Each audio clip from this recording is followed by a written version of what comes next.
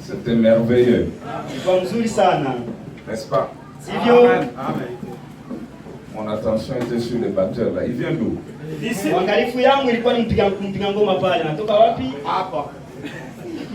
Faut l'inviter à qui? Merveilleux. Que le Seigneur bénisse encore. Merci pour votre endurance. Toute la semaine, nous avons eu des réunions. C'est fatigant. Encore samedi, vous êtes là. Sachant que demain, vous serez encore là. Nous lisons la parole dans Genèse 3, verset 19.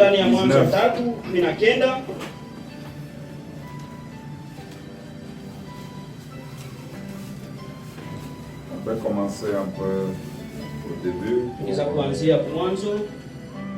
À 17.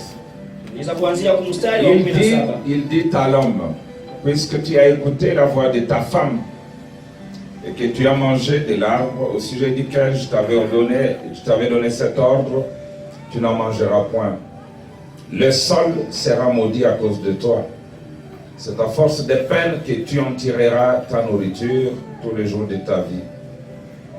Il te produira des épines et des ronces, et tu mangeras de l'herbe des champs.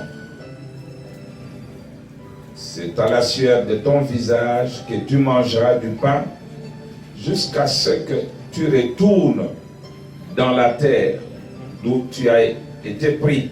Amen. Car tu es poussière, et tu retourneras dans la poussière. Akamwambia Adamu, kwa sababu jinsi umesikia sauti ya mwanamke wako na umekula ya mti juu yake nilikuambia usile matunda yake, udongo umelaaniwa kwa sababu yako. Kwa uchungu utakula ya matunda yake siku zote za maisha yako. Michongomo na miiba itakuotesha, na utakula majani ya shamba kwa jasho ya uso wako. Utakula mke hata utakaporudia udongoni, kwa maana umetwaliwa katikati ya mavumbi yake, kwa sababu mavumbi wewe na utarudi kwa mavumbi. Amina.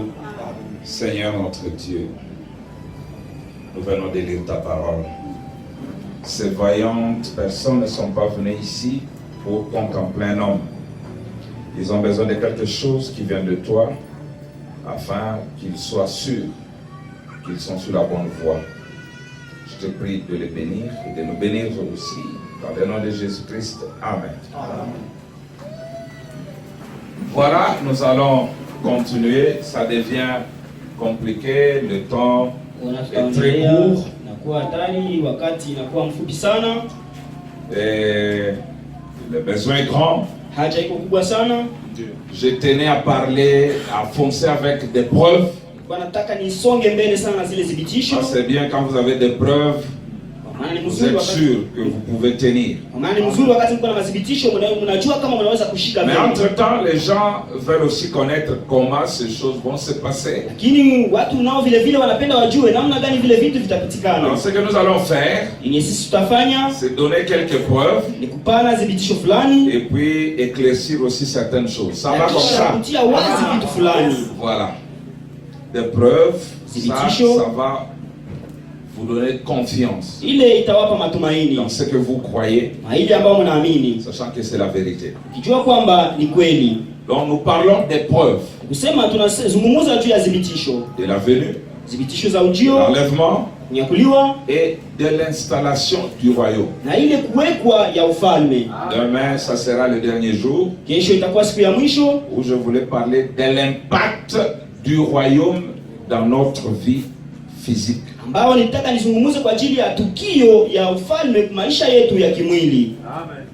Et je pense que nous allons y arriver. Mais je vais d'abord dire quelque chose. C'est étonnant que j'aille lire dans Genèse.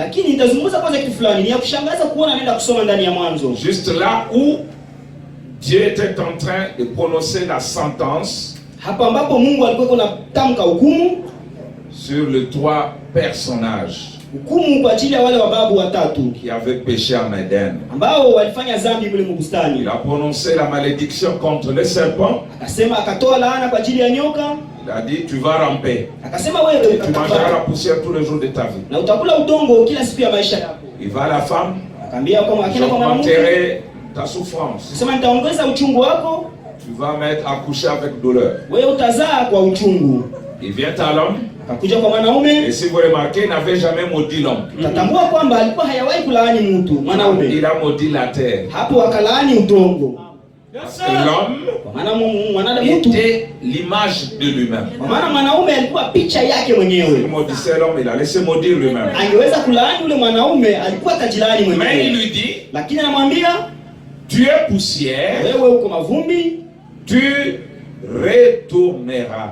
Utarudilia mule à la poussière. Mule mavumbi. Il a dit ça à qui? Aliambia nani? Il a dit ça à qui? Aliambia nani?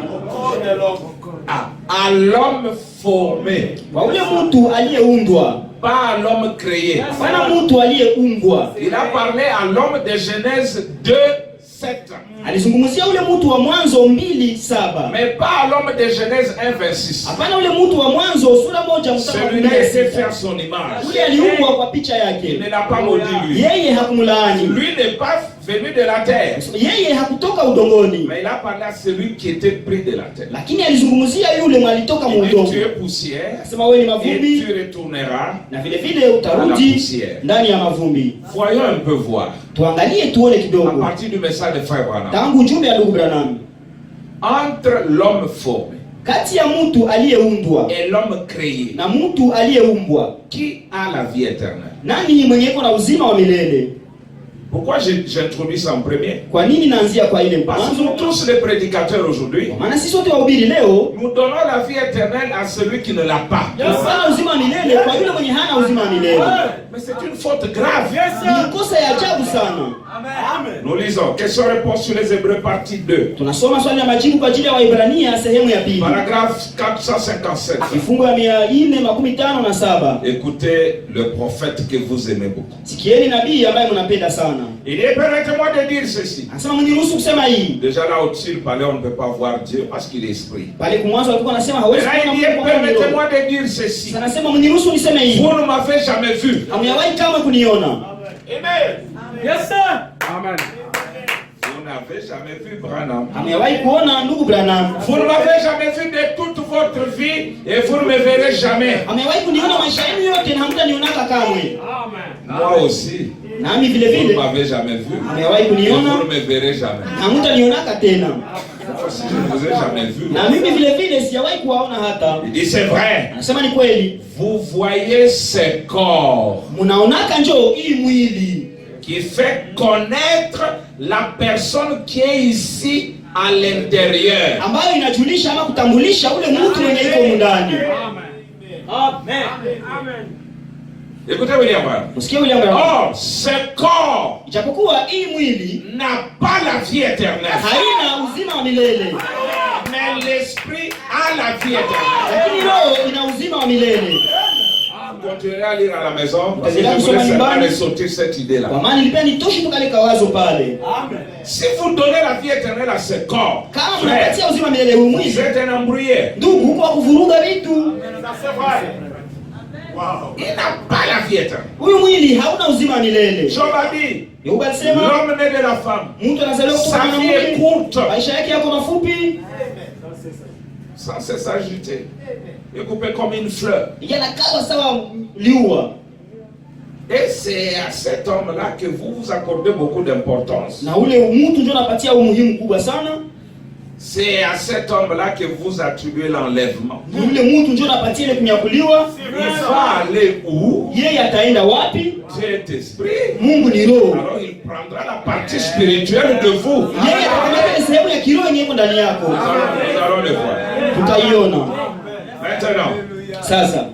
Dans l'âge de Pergame. Ndani ya kizazi ya Pergamu. Paragraphe 164, William Branham. Branham anasema. Comme c'est merveilleux. Vous pouvez avoir l'air d'un chrétien, Unaweza kuwa na umbo fulani agir ya comme un Mkristo, chrétien, kutenda sawa faire Mkristo, toutes les bonnes œuvres possibles kufanya matendo yote et mazuri rester fidèle à iwezekanavyo, votre église. na ubakie mtu unatumainia kanisa Mais yako, utaamini tant kanisa que vous yako. n'avez pas reçu le germe du Saint-Esprit, Wakati yote la vie uyapokea, de Dieu, la vie éternelle entrant en vous, wakati yote uyapokea chembe ya Mungu, ya uzima wa Mungu, roho wa Mungu kuingia ndani yako, non pas par une confession, hapana kwa kukiri, mais par un don du Saint-Esprit. lakini kwa zawadi ya Roho Mtakatifu. Comment l'obtenez-vous? Namna gani? Anasema namna Le gani jour de la tunaipata? Pentecôte, l'enseignant qui a écrit la prescription a dit: Siku ya Pentekoste mwalimu aliandika agizo, alisema répentez-vous et que chacun de vous soit baptisé au nom de Jésus-Christ. tubuni na kila mmoja wenu abatizwe mjina la Bwana Yesu Kristo, Suivez et vous recevrez le don du Saint-Esprit. na mtapokea zawadi ya Roho Mtakatifu. Le don du Saint-Esprit, Zawadi ya Roho Mtakatifu qui est la vie éternelle. ambayo ni uzima wa milele. Ouvrez vos oreilles. Mfungule masikio yenu. C'est la seule chose que Dieu ressuscitera. Ni njoo kitu moja ambayo Mungu atafufuaka. Il ne peut ressusciter que ce qui a la vie. Yeye anaweza tu kufufua chenye kina Vous uzima. voyez? Unaona? C'est la seule chose qui peut partir. Ni njoo tu kitu moja ninaweza kwenda. J'espère que c'est clair. Anasema anafikiria iko wazi Que Dieu kabisa. veuille bien rendre cela clair. Mungu afanye ili kuwe wazi tena sana. C'est à l'intérieur. Yeye iko ndani. C'est partir. Chenye naweza kwenda. Ça c'est vrai. Une troisième citation et on entre dans nos histoires. Mtajo ya tatu na kisha tunaingia mu vitu yetu. L'influence. Ushawishi. Prêché le 3 août 63. Hubiriwa siku 3 mstari wa 8 makumi sita na 3 48 à 50. Kifungu la makumi na mnane. Comme c'est beau. mpaka 15. Namna gani ya mzuri sana. C'est votre prophète qui parle. Ni nabii wenu ndio Il kuna dit, sema. je connais un homme dans le monde aujourd'hui. Anasema najua mtu mmoja mlimwengu leo. Un homme bien. Mtu mwema sana. Également un homme bon. Mtu mzuri tena mwema sana. Un vrai prédicateur de la parole. Mhubiri mashuhuri wa neno. Et je dirais un vrai frère. Na naweza kusema ndugu mzuri sana. Yes sir. Je lui ai parlé il n'y a pas longtemps. Nilimzungumzia wakati mingi Il yapita. continuait à éprouver des sensations. Alikuwa anaonesha tu mishituko. Et il a fondé tout son ministère sur des sensations. Na akaweka utuma yake yote kwa ile mishituko. Maintenant, Sasa il baptise pour la vie éternelle. anabatiza kwa ajili ya uzima wa milele. Disant que Akisema kwamba les gens ne vont pas mourir. akisema kwamba watu hawatakufa. Un bon prédicateur. Mhubiri mzuri sana. Un vrai frère. Ndugu mzuri Un sana. bon frère. Ndugu Il mzuri dit kabisa. que les gens ne vont pas mourir. Yeye anasema watu hawatakufa. Écoutez Branham. Usikie Branham. Je crains qu'ils ne se retrouvent dans une situation si délicate qu'ils n'en reviendront pas. Yes sir. Naogopa sijikute muhali ya ajabu sana zidi ni hata itoka kamo. Parce que c'est faux. Kwa maana ile kitu anasema ni bongo. Branham anasema. Parce que c'est faux. Anasema kwamba kwa maana ile anasema ni bongo. Un prédicateur qui prêche comme ça, il prêche la fausseté. Kama unakuta kuhubiri kuna uhubiri vile kuna uhubiri Branham uongo. continue. Branham anaendelea. L'homme naît de la femme. Mwanaume mtu anazaliwa kutoka Sa vie mwanamke. est courte. Maisha yake yako mafupi Sans sana. s'agiter. Iko na tikisika zinapubujika sana. Et le vivant sait qu'il doit mourir. Anaishi anajua kwamba tu atakufa. Amen. Yes sir. Le vivant Aliye hai. sait Aliye hai qu'il anajua doit mourir. kwamba anapaswa kufa. Le verbe devoir. Ile tamko kufurutisha. C'est une obligation. Ni lazimisho, ni shurutisho. Et nous savons qu'il est réservé aux hommes de mourir une fois, une seule fois, après quoi vient le jugement. Donc, nous savons qu'il nous faut mourir. Sema tunajua kwamba tunapaswa kufa. Je ne voudrais pas vivre dans cette maison de péché que j'avais. Mimi singependa kuishi maiki kijuma kia mitutu jinsi niko ndani. Ça attrape chaque maladie qui passe. Kinakamata kila magonjwa ambayo inapita. J'aimerais en avoir une qui n'est pas faite de main, Ningelipenda nipate moja yenye qui haifanywa na est mikono. conçue par Dieu, Ambayo iliumbwa na qui n'est Mungu. pas une plante hybride comme celle-ci. Ambayo haiko mbegu ya mchangamano sawa hii. J'aimerais en avoir une qui a été faite de main de Dieu, Ningelipenda moja yenye ilifanywa na mikono ya que ni Mungu. les maladies, ni les afflictions, ni la mort ne touchent. Yenye hata magonjwa, hata mashida, hata kifo haiwezi Bien. kufa. Vema. N'importe quand il m'appellera, je serai prêt par la grâce de Dieu. Wakati yote Croyant que atanipokea. si 50 nous habitons sur la terre détruite, Nous en avons déjà Mungu inaishi. un édifice qui nous attend. Tuko na nyingine nyumba ambayo inatungoja. Nous y entrerons, nous ne pourrons plus mourir là-dedans. Tutaingia mle ndani na hatutawahi kukufa tena mle ndani. Anasema, comment voudriez-vous vivre dans celle-ci? namna gani mnapenda muishi mwa hii? Pas moi. Hapana mimi.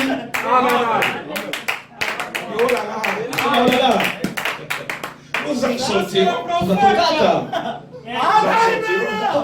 Et j'en suis content. Tunafurahia ile. Et ces vieux pièges, Na hiki kimutego kizee. les germes humains Chembe cha mwanadamu que nous habitons, ambayo tunaishi ndani. ces pièges mortels, Hii mtego ya et que kukufa. sais-je encore? Na nini nyingine On najua? y gémit et on l'envie de vieillesse. Tunaingia ndani tunakuwa na tumainia ile kuzeeka. Eh bien, oh là là, Sema wala qui voudrait rester dans un tel corps? nani anaweza kupenda bakie mwili ya hivi? Moi, je suis content. Mimi Et nafurahi. c'est qu'il y en a un qui vient. Nikusema kwa maana kuna Nous mmoja avons ambaye un corps anakuja. qui nous est préparé dans la gloire. Tuna mwili mmoja ambaye tutalishia mtu Et kwa. aussitôt que la vie quittera cette vieille coquille ici, Na wakati yote mzima inatoka kwa hiki kinyumba cet ya esprit éternel de Dieu qui vit dedans hiki kile roho ya Mungu ya milele ambayo inaishi ndani partira itaendaka pour entrer dans ce tabernacle-là ili ingie kwa ile maskani et bali vivra là éternellement. itaishi mule milele. Na anasema Pourquoi préférions-nous pareille chose? kwa nini tunatamani kitu ya hivi? Oh là là, Oh là là. oui, je suis très content de ce qu'il existe un Dieu qui a rendu tout cela clair. Furahi kama kuna Mungu ambaye ameweka ile kitu kwa wazi sana. D'accord? Nous sommes d'accord? Tunakubaliana? Adada. Ndugu wa dada, Sekor Haitaendaka n'ira jamais au ciel. Haitaonaka Mungu. Ne verra jamais Dieu. C'est la Bible. Ni Biblia. Et c'est le message. Na ni ujumbe. C'est que vous avez une question, vous dites, mais frère Abraham a dit nous allons changer. Najua mko na swali, ndugu Rema alisema tutabadilika. Il va expliquer comment on change. Ndio, asiria namna Il gani dit, ce n'est tutabadilika. pas celui-ci qui change. Anasema haiko huyu mwili ndio utabadilika. Tutafikia hapo. Romero, ça va? Mchungaji wa Nairobi inaendeka? Très bien. Alors maintenant, Sasa prenons quelques preuves puis nous allons retourner. tukamate thibitisho fulani na kisha tutarudi. Branham dit qui peut vaincre Dieu? Rama anasema nani anaweza kushinda Mungu? Personne. Hakuna. Qui peut vaincre la vérité qui est Dieu? Nani anaweza shinda kweli ambayo ni Mungu? Personne. Hakuna. Tous viendront. Wote watakuja tu hapa. Alors, on avait parlé de preuves. Tuliweza kuzungumza Sur l'enlèvement, on a parlé de 4 preuves. tulizungumza juu ya thibitisho nne kwa ajili ya kunyakuliwa. C'est ça? Sivyo?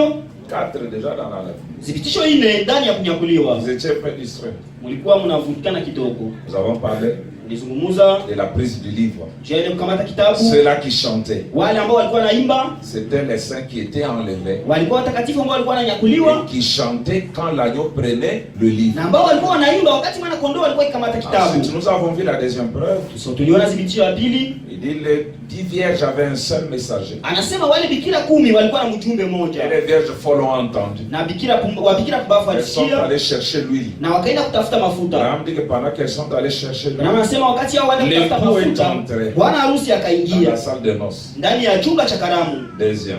Thibitisho la On voit pili. les épiscopaux et les autres qui cherchent le Saint-Esprit. Anasema mnaona makasisi na wengine wote wako wanatafuta Roho Mtakatifu. Troisième, nous avons dit, Ya tatu tulisema avant que Jésus ne s'élève du trône, mbele Yesu asimame kiti cha c'est enzi. la question-réponse numéro 2. Ile mswali na majibu Il sema ya pili. l'enlèvement a lieu Anasema kunyakuliwa et il se ilishafanyika tient debout. na asimama Il va prendre, je Anaenda vous kamata. donne, na wapatia la citation mtajo rapidement. kwa haraka. Là, c'était ici. C'était question-réponse numéro 2. Ilikuwa swali na Du majibu 23 août 64. siku 13 Soit mwezi wa 8. question 306, Swali paragraphe 336. 173. Kifungo 173. Il dit Christ quitte le sanctuaire. Son temps de médiation est terminé. Wakati yake ya utetezi inaisha. L'enlèvement a lieu. Kunyakuliwa ilishafanyika. Il quitte le sanctuaire. Anatoka mwekalu. S'en va prendre le livre de la rédemption. Anaenda kukamata kitabu cha ukombozi.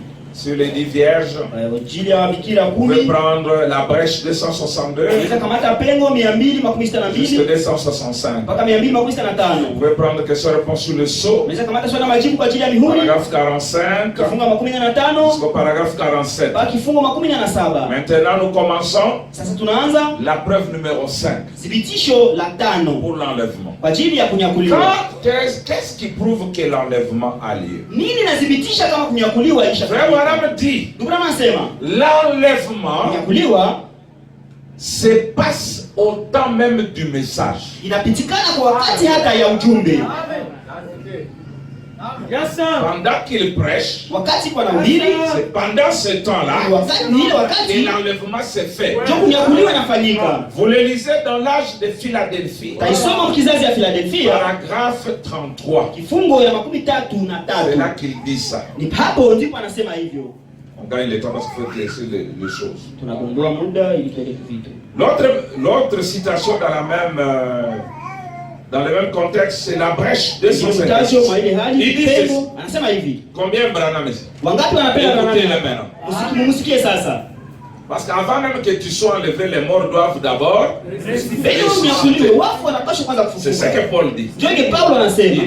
Ils ressusciteront premièrement. Anasema hao Et watafufuka nous les kwanza vivants na sisi tulio hai serons changés. Et tutabadilika ensemble, na sote pamoja nous montons dans la gloire. tunapanda katika utukufu. Maintenant, la résurrection et l'enlèvement se passent quand? Sasa ile kufufuka na kunyakuliwa inapitikana saa ngapi? Saa gani?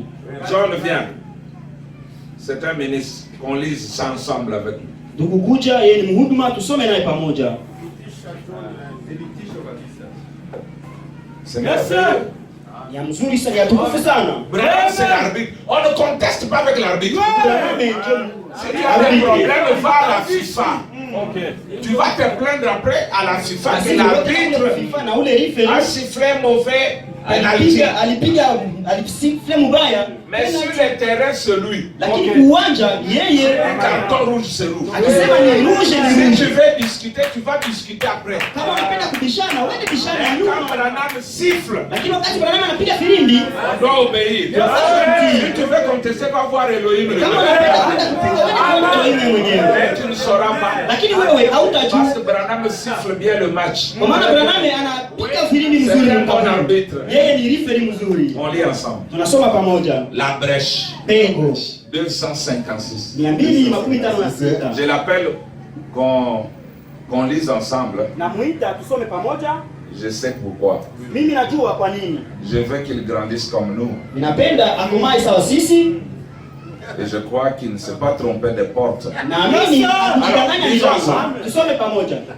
Et même les vivants Hata walio hai qui seront restés jusqu'à sa venue ambao watabaki mpaka kwa ujio wake, ne devanceront pas ceux qui se sont endormis. hao hawatatangulia wale ambao walilala. Car Kwa maana la trompette de Dieu sonnera baragumu ya Mungu itapigaka. à cette dernière trompette. Kwa ile baragumu ya mwisho. Branham précise nous c'est quand?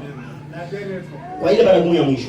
Quand le dernier sceau est brisé Wakati muhuri wa mwisho unavunjwa et que le septième ange donne son message, na mjumbe wa saba alikuwa anapana ujumbe wake, la dernière trompette sonnera baragumu ya mwisho et itapiga les morts en Christ na ressusciteront. wafu katika Kristo watafufuka. Et nous les vivants qui serons restés, Na sisi nous walitulia serons ensemble enlevés avec eux à sa rencontre dans les sisi airs. sote tunyakuliwa nao Il mawinguni. réclame. Baadaye. Maintenant, il s'est avancé pour réclamer son bien. Sasa alisogea mbele ili adai haki yake ama mali yake. La dernière trompette sonne quand? Baragumu ya mwisho inapiga wakati gani? Vos frères.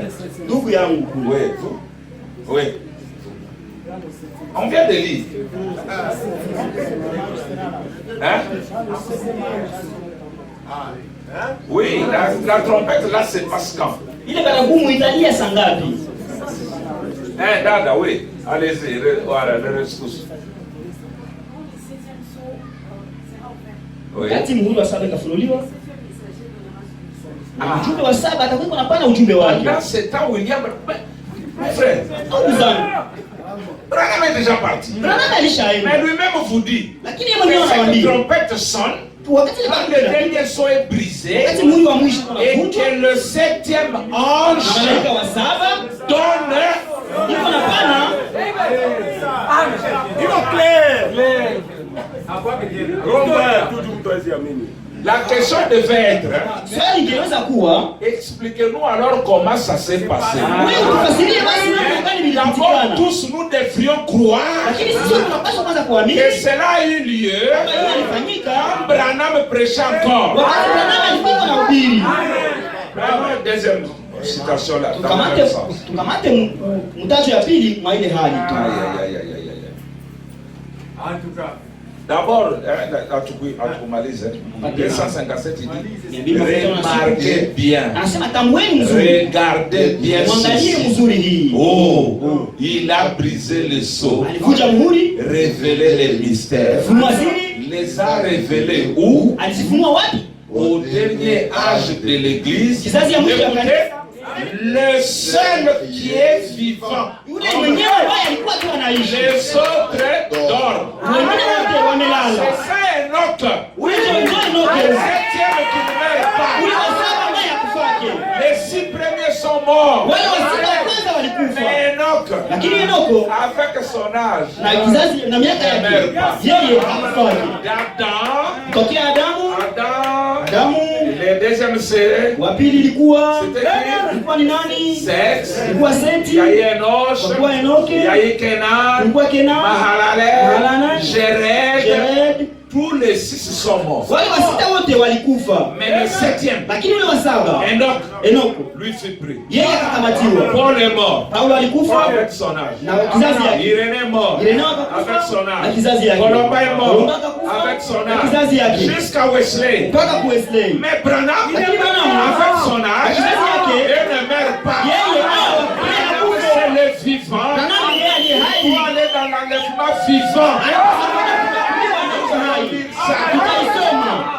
Disons d'abord 248. Tusome kwanza 200 ile pengo 245, 248. 217 na 18. Leta. Oui, monsieur. Amen.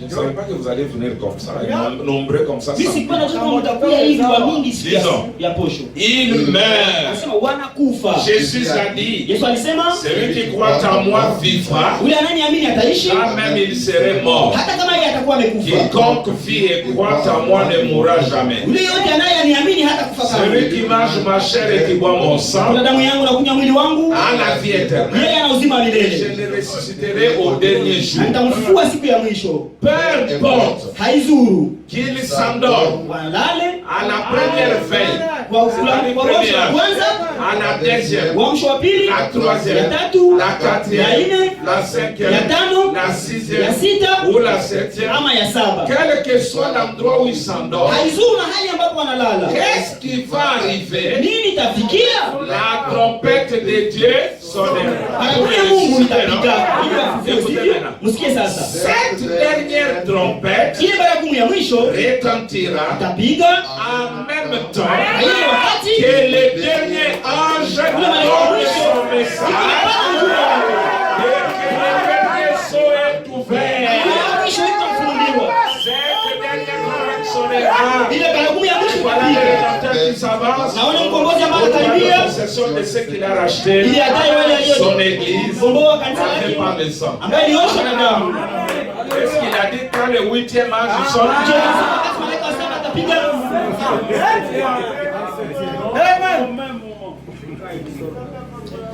Quand Branham parle, on dit seulement Amen. Tunasema Nous tunivile. sommes dans l'âge de la mer. Kizazi ya kulikuwa vile. Amen. On lit la dernière citation là-dessus. Tunasoma mtajo wa mwisho hapo. Question-réponse numéro 2. Swali na majibu sehemu ya pili. Paragraphe 120. Kifungu ya Branham 112. était en train de parler de la pyramide et de la pierre de fête. Yaani Maintenant, kuna zungumzo juu ya Kuba na ile jiwe la il dit, upendo. or cette pierre Anasema japo ile jiwe ne pourrait pas s'ajuster en bas haingeweza kujiweka sur chini les fondements de base. kumsingi ya msingi. Elle ne s'ajustera pas non plus sur les deuxièmes fondements. Vile vile haitajiweka kumsingi ya Ni sur pili le troisième ama ya fondement. tatu. Elle s'ajustera seulement sur le fondement du sommet. Hayo itajiweka kwa ile msingi ya Quand kilele. l'édifice complet aura été formé, Maana mwana yeye atakuwa de juu. telle sorte que la pierre puisse s'y fixer. Ili ile jua ijiweke pale juu. Et Jésus Na Yesu ne peut pas venir hawezi kuja tant qu'une wakati yote église l'église, kanisa, qu'un corps de croyants, mwili ya waamini, et le ministère qu'il a eu jadis na huduma alikuwa nayo ne zamani seront pas exactement pareils. haziyakuwa vile Et vile. même dans ce temps-là. Na vile mwa ile wakati. Et alors, Na sasa c'est ce qui produira. ile ndio itazaa. Eux, sans nous, Na bila sisi ne parviennent pas à la perfection. hao wafike kukamilifu. A dit Paul dans Hébreux 11. Vile Paulo alisema mwa Ibrania Sans nous, 11, bila sisi ils ne peuvent pas être amenés à la perfection. hao hawezi letwa Ouvrez les kukamilifu. oreilles. Mfungule masikio. Il faut Paswa qu'ils aient ce ministère. inapaswa hao wawe na huduma. Amen. Il faut Inapaswa qu'ils aient wawe ce ministère hii huduma na hii huduma afin ili de ressusciter kuwe les luthériens, les wesleyens et tous ceux qui s'étaient succédés au cours de wale ça. wote walikuwa wanafuatana mwendeleo wa kizazi. Quand c'était venu dans cette partie-là, là où étaient assemblés les êtres, Wale ambao matawi wanakusanyika selon ce que sera le cadavre, kulingana na là jinsi katika s'assembleront mzoga, les êtres. ni hapo ndio dai C'était la zitakusanyika. question. Ndio ilikuwa Merci swali. bien-aimé. Asante mpendwa, Sans le ministère des frères Branham, bila huduma ya parce que Branham, le quoi? Les morts ressuscitent à la voix du Fils de l'homme. wafu wanafufuka kwa sauti ya mwana wa mtu. S'ils ne sont pas ressuscités, il faut attendre qu'un autre Fils de l'homme. Kama hawayafufuka, tungojee mwingine mwana wa mtu akuje. Ndio. Amen. Yes, sir. Amen. Amen. Tu peux dire oui, j'accepte qu'ils sont ressuscités, mais nous attendons l'enlèvement. Ils vont faire Unasema combien ndio tunaitika d'années depuis wayafufuka, qu'ils sont ressuscités? lakini tunangojea kunyakuliwa. Miaka ngapi na washafufuka? En train d'attendre. Huko na ngoja. Nous devons croire. Tunapaswa kuamini ndugu. Cette vie naturelle n'est rien. Hii maisha ya kawaida haiko kitu. C'est la vie éternelle qui importe. Ni uzima wa milele ndio iko na muhimu. Ok. Vema. Voilà. Nous avons dit que la preuve numéro 5, c'était Sema que thibitisho ya tano ilikuwa Branham doit être là. Branham anapaswa kuwa pale. Hein? Parce que tout se passe au temps même du message, Maana et yote yanapatikana l'enlèvement kwa et la wakati résurrection. wakati ujumbe uko napana na ufufuko na ile kunyakuliwa. Preuve numéro 6, Thibitisho la sita dans l'enlèvement. kwa ajili ya ile kunyakuliwa. Entre l'enlèvement Kati ya kunyakuliwa et la venue de Christ, na ujio wa Kristo, qu'est-ce qui se fait avant? nini inafanyika mbele? Même les sœurs sont intelligentes comme ça. Na dada wana akili hivi. Qu'est-ce qui vient avant? L'enlèvement Nini inakuja mbele? ou la Kunyakuliwa venue de Jésus? ama ujio wa Yesu? L'enlèvement. Kunyakuliwa. Maintenant, vous, comment Jésus est déjà venu Sasa nyinyi namna gani Yesu alishakuya et vous n'êtes pas enlevé? na nyinyi hamuyanyakuliwa? Vous attendez l'enlèvement. Mko na ngoja kunyakuliwa. C'est d'après quel plan? Ni kulingana na mpango gani? Parce qu'à l'enlèvement, Jésus ne touche pas la terre. Kwa maana kwa kunyakuliwa Yesu hakuse C'est kudunia. nous qui allons pour le rencontrer. Ni sisi ndio tunaenda tunakutanana naye. Mais vous, votre septième saut a déjà ramené Jésus Yesu et kudunia. vous attendez l'enlèvement. Sasa tena Mungu mnangoja kunyakuliwa. Mon ami Pépito, Yaka, Rafiki yangu Pepito kuja hapa. pas témoin. Les deux alliés comme moi, pas témoin. Leo itakuwa tu ni washuhuda. Vous ne pas dire non, vous voyez, cet homme-là, il fabrique des citations. Kule Bwana iko nenda jifundia mamitajo. Nous sommes dans les 10 vierges. Tuko mwele kwa Bikira 10. Paragraphe 34. Kifungo ya 13. C'est Christ qui introduit le millénium. Ni Kristo ndiye anapenyeza ile mileani. Il est le fils de la prospérité. Yeye ni mwana wa uzao. Quand il viendra, Wakati atakuyaka, alors débuteront les 1000 ans. sasa ile miaka mileani itaanza. Amen. Et à ce moment-là, Kwa ile wakati l'Église aura déjà été enlevée. kanisa litakuwa limeshakuliwa Et ensuite, na kisha Christ sera revenu. Kristo atarudi. Rappelez-vous donc que Kumbukeni kwamba quelle est la prochaine chose que nous attendons? kitu gani ingine tunangoja? L'enlèvement de l'Église. Kunyakuliwa kwa Mais kanisa. comment toi tu es déjà arrivé? Namna gani wewe ushafika? Dans le septième saut. D'autres sont dans les milléniums. Wengine wako mumileani. Chez moi, Kinshasa. Kuna sababu ile kule kwetu Il est Kinshasa. dans les milléniums. Yeye kwa miaka Il mileani. attend l'enlèvement. Sasa iko na ngojelea kunyakuliwa. D'après quel plan? Kulingana na mpango gani? D'autres, Wengine ils sont dans les milléniums, ils attendaient la 6e vision que Hillary Clinton va la conquérir. wako mumileani lakini wanangojea kwa la sita kwamba Hillary anapaswa pita kurais.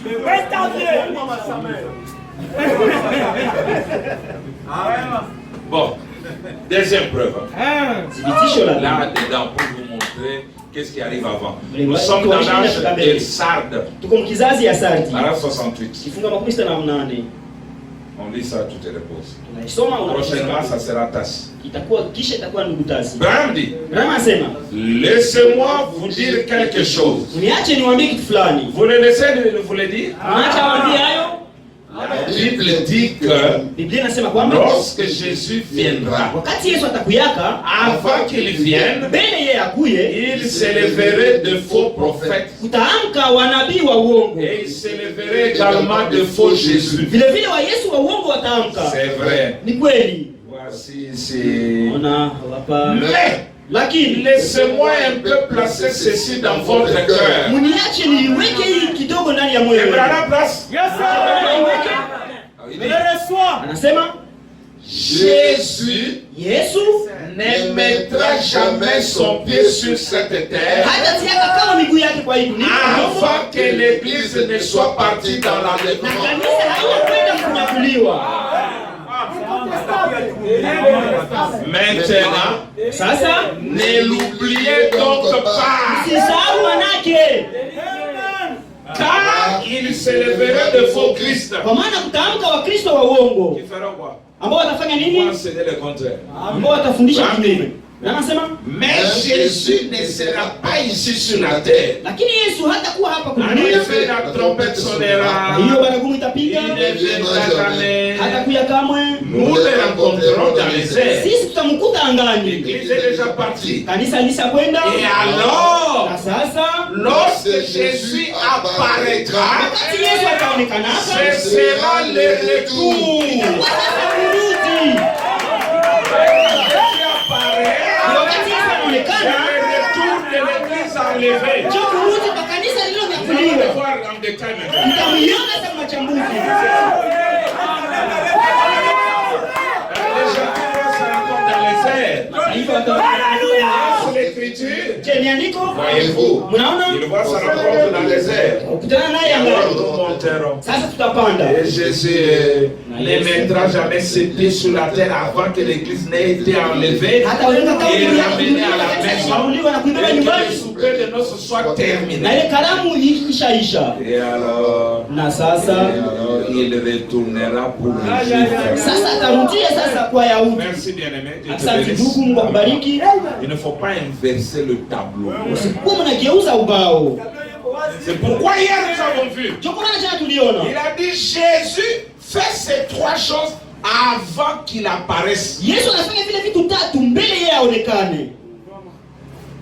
Quand il apparaît, Wakati anaonekana, les trois choses sont accomplies. vile vitu tatu vinatimia. Le cri, Ile sauti, la voix, ile sauti ya et le kuua son de la Mungu trompette. na sauti ya baragumu. La trompette appelle aux noces. Baragumu inaita Et kwa aujourd'hui, nous karamu. allons même voir ce que nous mangeons aux noces. Na leo tutaona nini tunakula kwa Parce karamu. que Jésus a dit, Kwa maana Yesu alisema l'homme ne vivra pas de pain seulement, mtu hataishi kwa mkate tu, mais de toute parole lakini kwa qui neno sort de lote la bouche de Dieu. ambayo natoka mkinywa cha Mungu. Lesquels mangent le pain? Ya wapi nakula mwili? Celui-ci. Mkate Mais ni. lesquels mangent la parole? Ya wapi nakula neno? C'est celui qui a Ni l'intérieur. yule mwenye iko ndani.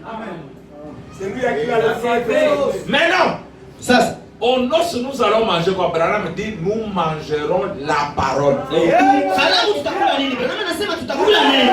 Est-ce que ta chair, Je, mwili wako? je vais vous donner la citation. Tawapatia Est-ce mtesi. que ta chair mange la parole? Je, mwili yako nakula neno? Et il dit, Sema les repas que ça c'est en 7 plats. chakula ni masahani saba. Aiko maharaki. Sokale aliko. 7 plats. Sahani saba. Bon, vous avez compris? Tumeelewa? L'apparition Kuonekana de Jésus na Yesu Ce n'est pas l'enlèvement. Haiko kunyakuliwa. C'est le retour. Ni kurudi. On va maintenant prendre la nuée là. Wakati tutakamata ile wingu pale. Pas ma nuée d'hier. Sipati ile wingu yangu ya jana. Dans la nuée, Mule mwingu il y a les morts ressuscités. muna wafu ambao walifufuka. Dans la nuée, Mule mwingu il y a les gens qui ont été enlevés. muna watu ambao walinyakuliwa. Et ce soir, Branham vous dira que vous tous vous êtes là. Na hiyo ni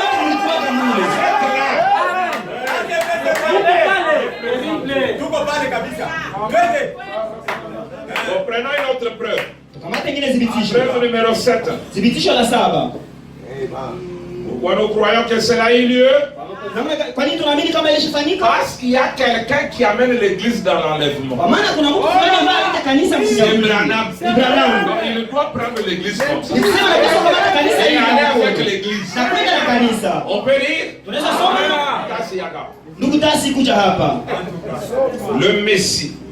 Masia. Prêché le 17 janvier 61. Ilihubiriwa siku 17 ya mwezi wa kwanza Paragraphe 1951. 50. Kifungo ya 15. Partie C. Sehemu ya 3. Allons-y. Twende kabisa. Twende. Et souvenez-vous, Na kumbukeni. quand Élie viendra, Wakati Elia atakuja, je vais vous donner sa description. nitawapatia machambuzi yake yote. Quand Élie viendra, Wakati Elia atakuja, c'est le messager pour l'âge de l'église de ni Laodicée. mjumbe kwa ajili ya kizazi ya Laodikia. Nous voyons qu'Élie vient avant. Tunaona kwamba Elia anakuja mbele. Souvenez-vous Kumbukeni. qu'Élie était celui qui alla au ciel dans un char Kwa maana Elia ni sans yule. jamais goûter à la mort. Kwa maana Elia ni yule alipanda mbinguni mungali za moto na kugusa hata kifo. Et le message de ce grand messager Na ujumbe ya ule mjumbe mkubwa qui viendra en ces derniers jours ambaye atakuja siku ya mwisho. de l'âge de l'église de Laodicée, Kizazi ya Laodikia. l'âge pentecôtiste, Kizazi ya Pentekoste. c'est celui qui amènera l'église dans l'enlèvement. Ni yule ambaye ataleta kanisa kunyakuliwa.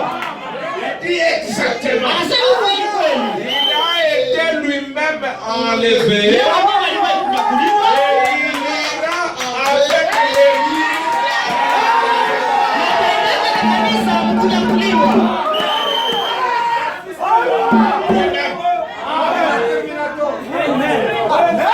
Yoni nyoke ndio moko. Namna gani? Branham lui-même a d'abord été enlevé. Na nani mwenyewe kwanza alinyakuliwa? Et il a dit, il nous a tous vus là. Na kisha akasema alituona sisi sote kule. Il est rentré. Akarudi. Maintenant c'est lui. Sasa ni yeye. C'est ça. Sivyo?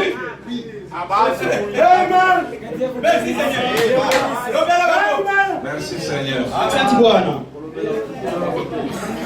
Amen. Ça c'est Branham qui parle. Nous prêchons mes amis. Naubiri rafiki zangu. On ne parle pas contre quelqu'un. Shia tuko tunasema Mais sisi on ya prêche mtu pour fulani. que le nôtre Lakini tunahubiri soit wetu. solidement fondé dans la vérité. Wakufu kweli kweli katika kweli. Ils ne sont pas ébranlés. Wasikuwa kubabaika. Vous pouvez avoir un homme puissant qui vient vous dire tout ça, ça n'a jamais eu lieu. Kuna mtu mkubwa Mais ya si on vous le dit à l'avance, lakini sisi tunamwambia yombeni. allez le vérifier. Twende muvichunguze. C'est le prophète qui le dit. Ni nabii wewe ndio analisema. Un enlèvement sans Branham n'existe pas. Kunyakuliwa bila Branham haikuwaje. Même dans les types. Hata mumifano. C'est Eliezer qui a pris Rebecca. Ni Yezeri ndio alikamata Rebeka. Et Eliezer c'est Branham. Na Yezeri ni Branham. En d'autres termes, Masemi ingine. Eliezer a enlevé Yezeri alinyakua Rebeka. avec les chameaux. Na yule nabii. Donc Eliezer avec la parole Elezeri na neno ont enlevé Rebecca. au alinyakua Pour Rebeka. l'amener dans la présence d'Isaac. Ili wambebe muwepo wa Isaka. Amen. Alléluia. Merci pour les encouragements de l'ancien Bamelo. Il me fait Asante ça. kwa ajili ya ile C'est bon. encouragement ya Babelo. Preuve numéro 8. Thibitisho la 8. Jésus a donné la parabole des noces. Yesu alipana mfano ya karamu. Il a appelé les gens. Aita watu, Mais lakini à la porte des noces, kumulango ya karamu il y avait un serviteur qui avait des robes. kulikuwa mtumishi mmoja alikuwa na makanzu. Beaucoup de robes. Alikuwa na makanzu mengi. Vrai ou faux? Kweli bongo? C'est pas Jésus qui te donne la robe. Haiko Yesu ndio anakupatia kanzu. C'est les serviteurs. Ni mtumishi. L'ami de l'époux. Ule rafiki Celui qui parle avec le bouche à bouche. Ndio anazungumza naye kinywa kwa kinywa, sikio kwa sikio. Celui qui a les robes. Ndio mwenye na makanzu. Tu viens? Anakuja, Où est l'invitation? Aliko iko wapi? Voici l'invitation. Aliko yangu hii. Viens, je te donne la robe. Kuja anakupatia kanzu. Si tu dis je ne vais pas, toi, Wewe ukisema mimi sipendi wewe. un illettré, Wewe mwenye kusomaka. n'est pas le sexe. Wewe ulizaliwa na mwanamke. On est à Kentucky. Ulizaliwa kule Kentucky. Lui ne te fait pas de probité, dis c'est Yeye hata kufanyia atakwambia ingia tu. pas pour rentrer. Ingia tu. Les gens entrent. Watu Ils entrent. wanaingia. À la fin, Mwisho Jésus vient. Yesu anakuja. Il contrôle. Anachunguza. Qui n'a pas de robe? Nani mwenye hana kanzu? Il se regarde, tu n'as pas de robe. Patie wewe hauna kanzu. Il ne t'appelle pas mon ennemi. Hata kuita adui wake. Il dit mon ami. Atakwambia tu rafiki yangu. Comment? Namna gani? Tu as pu te retrouver ici sans robe. Namna gani ulijikuta humu na Non, bila c'est kanzu? mais j'ai l'invitation. Oh, niko na aliko. D'accord. Akasema sawa. Ici, il faut avoir une robe. Lakini humu inapaswa kuwa na Ah, kanzu. mais moi, je ne faisais pas ce type-là, je ne l'aime pas. Mimi nilikataa kanzu, yule bwana simpendi. Écoute ce qu'il dit. Sikia ambaye anasema. Priez-le. Sema. Mfunge. Mfunge mikono na miguu. Mtupe nje. Dans la tribulation. Muna muziki. Voyons maintenant qui nous donne la robe. Tuone sasa nani anakupatia kanzu. Parce que si tu attends, il faut que quelqu'un d'autre se connaisse ton pasteur qui va te donner la robe. Kama unangoja nikusema kuna mtu atakupatia kanzu, swati ni mchungaji wako. Étape présent de mon ministère. Uwepo wa sasa wa huduma yangu. Paragraphe 121. Kifungu 121. Ram dit, eh bien, tous m'ont abandonné. Bwana anasema vema wote waliniacha, Mais il y a une chose. lakini kuna kitu moja. Lui, Yeye il est resté à mes côtés. yeye alibaki ngambo yangu. Je n'ai pas désobéi à la vision céleste. Mimi sikukosa kutii Il kwa s'est hiyo produit là-bas au bord de la rivière. ambayo ilipitikana kule ku. Je suis resté fidèle. Nilibakia Lui mwaminifu. m'a été fidèle. Naye vile vile alikuwa Je mets ma mwaminifu. confiance en lui. Naweka matumaini yangu Qu'un kwake. jour, Kama siku je moja ne sais pas quand, sijui wakati gani il couronnera mon ministère. ataweka taji huduma yangu. Je suis resté le plus fidèle possible. Nilibakia mwaminifu sana jinsi Je ne sais iwezekanavyo. pas ce que ce sera. Mimi sijui itakuwa nini, Je ne sais pas quand ce sera. sijui wakati gani itakuwa, Et dès qu'il sera prêt, na wakati atakuwa tu tayari, je le serai aussi. nami vile vile nitakuwa tayari. Non, vous ne comprenez pas. Bwana amuelewe. Quand Dieu, Wakati Mungu lui l'époux, sera prêt yeye Bwana Yesu atakuwa tayari pour venir, ili akuje, moi Branham, Mimi Branham. aussi je serai prêt. na mimi nitakuwa tayari. Lui prêt, moi prêt. Yeye tayari na mimi tayari. Écoutez, Sikieni, il n'y a aucune crainte. hakuna hata oga. Ouvrez vos oreilles. Fungua masikio yenu. J'espère Natumaini qu'il couronnera mon ministère comme ceci, ataweka taji huduma yangu hivi sawa hivi, en me laissant akiniacha prendre les vêtements de la parole nguo ya neno et revêtir son épouse na kuvika bibi harusi à wake la force de la parole ya à neno cause de sa justice. kwa ajili ya haki yake. J'espère Natumaini qu'il me couronnera ataniweka taji et qu'il me permettra de me tenir là ce na jour-là ataniruhusu kusimama pale ile et siku dire: na kusema voici l'agneau de Dieu qui ole Bwana kuna ôte les péchés. taji za ulimwengu, Voilà le couronnement de Frère. ole kuwekwa taji ya ndugu ya nani. Amen. Amen. Preuve numéro 9. Thibitisho la kenda, Qui a la 7e marche dans la pyramide? nani mwenye ku gorofa la 7 kule kukua? Branham dit: Branham anasema c'est lui, ni yeye, c'est son poste. anasema ni nafasi yake Dans la pyramide, yule mkubwa à la 7e marche, kubwa ya juste gorofa ya 7 avant la chambre du roi. mpaka kufikia mbele ya chumba cha Branham dit: il mfalme. y a un serviteur. Branham anasema kuna mtumishi fulani Prend les visiteurs ambaye anakamata et wageni l'introduit dans la présence du roi. na kuwaweka mwevu wa Il mfalme. dit: c'est mon poste. Anasema ni nafasi yangu. Toi, tu es entré dans la présence du roi comment? Wewe uliingia mwevu wa mfalme namna gani?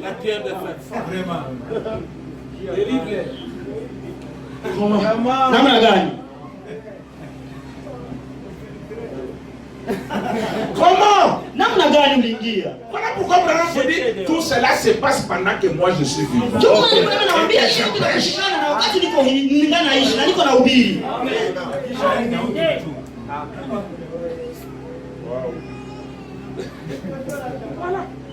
Preuve numéro 9. Thibitisho la kenda. Qu'est-ce que vous allez manger? Bon, là 10. Ya 10, nini mtakula? Qu'est-ce que vous allez manger? Nini mtakula? La brèche 305. Pengo 305. On dit pourquoi?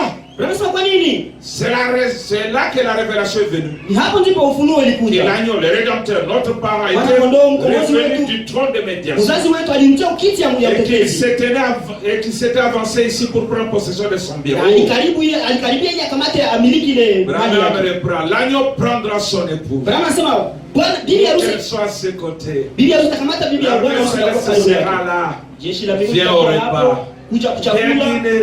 kuja Viens kula, souper. pia fanya karamu. Il dit, ce sera un glorieux jour. Anasema itakuwa tukufu, siku Tous tukufu les sana. saints vêtus de blanc, Watakatifu wote wakifanya mavazi avec meupe Jésus, na Yesu festoieront éternellement. wakifanya karamu milele. Oh, viens souper. Oh, kuja karamu. Le maître appelle. Bwana anaita. Branham dit, Branham anasema mangez de la parole. kule neno.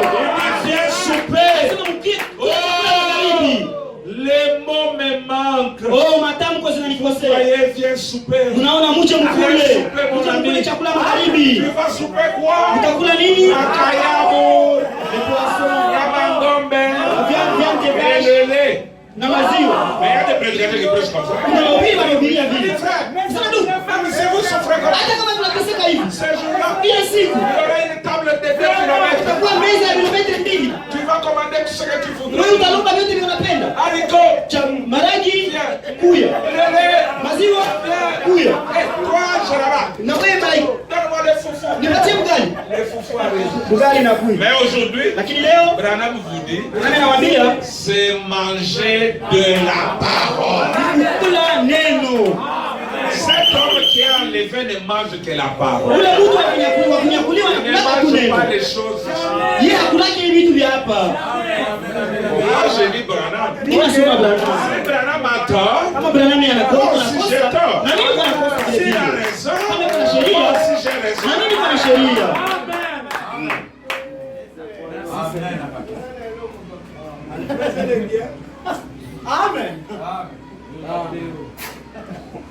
Bon, écoutez, j'énumère les autres. Sikia, Parce qu'il nafanya zingine faut que je rentre maintenant dans les histoires. kwa maana nipaswa nirudie Bref, numéro 11. Kitu ya 19. Dans les premiers sauts, vous allez lire.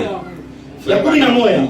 Frère Branham dit, Ndani ya muhuri wa kwanza Branham anasema l'antichrist mpinga Kristo est révélé anafunuliwa quand l'église est déjà partie dans Yes, sir. wakati kanisa lisha kwenda mkunyakuliwa. Super homme. Vous pouvez le lire. Ouais. Unaweza kuisoma. Si pour vous, l'antichrist est déjà révélé. Kama kwenu mpinga Kristo Est-ce qu'il est déjà alishafunuliwa. révélé? Je, alishafunuliwa? Bien sûr.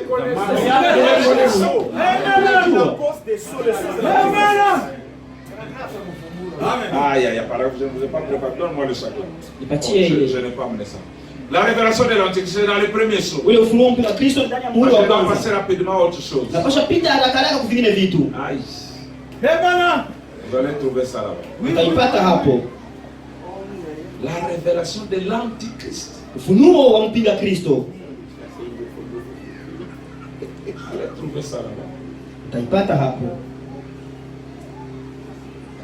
Il dit celui qui les retient, Nasema ni yeye celui qui anashika. retient. Mwenye anashika. Je vous trouve ça rapidement. Utaipata C'est dans les hapo. premiers sauts, il commençait Ndani ya à muhuri wa kwanza. paragraphe 85. Vous allez Fungu la commencer là. 85 utaanzia pale Jusqu'à mpaka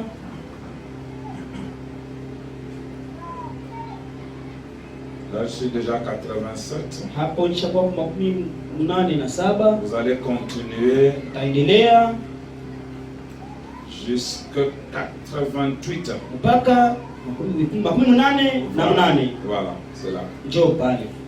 Vous allez lire ça là-bas. Utaisoma hapo. Maintenant, ce qui nous importe maintenant, Sasa inatuhusu ya les muhimu preuves, kwa il y en a sasa. beaucoup. Dhibitisho ziko Les hommes nyingi. de Dieu m'ont demandé de lire beaucoup de choses. Watu wa Mungu waliomba D'autres nisome sont là, vitu par vingi. exemple, l'épouse a défilé devant Frère Branham. Sasa bibi harusi alitembea mbele ya ndugu Branham. N'est-ce pas? Sivyo? L'épouse est passée. Bibi harusi Elle alipita, est repassée. akapita na akakwenda na Branham était kumtii. là. Na Branham alikuwa hapo. Bon, maintenant, nous Ça, ça. parlons des choses très sérieuses. Tunakamata vitu vya adilifu.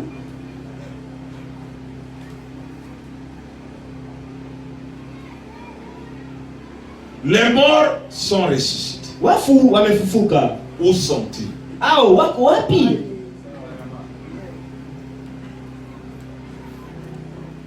Où ils sont au ciel. Wako mbinguni. Où est le ciel? Mbingu ziko wapi? Et qu'est-ce qu'est le ciel? Na mbingu ndio kusema nini kwanza?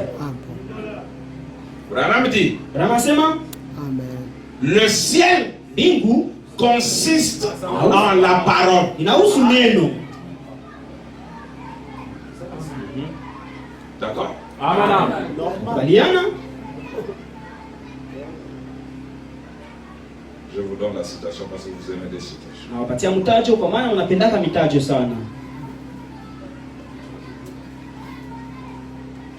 Je suis Niko dans le 4e sceau, ndani ya muhuri wa 4 336.